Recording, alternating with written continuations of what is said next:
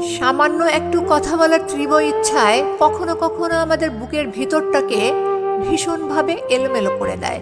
এক অসহ্য যন্ত্রণায় সবকিছু থমথমে লাগে। মনে হয় একটা ছোট্ট শব্দ যদি পেতাম, হয়তো আবার মনে আলো জ্বলে উঠত।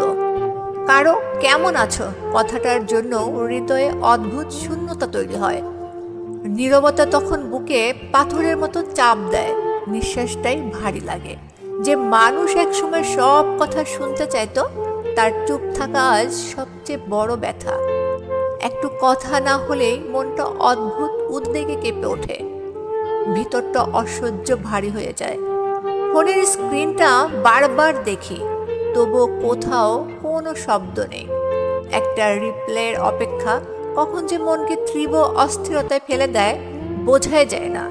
মনে হয় কেউ এসে শুধু একবার বলুক, তুমি একা নও, আমি আছি।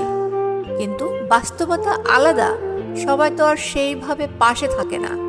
শেষমেশ আমরা নীরবতাকে সঙ্গী করে কষ্টটাকে বুকে রেখেই বেঁচে থাকতে শিখে যাই।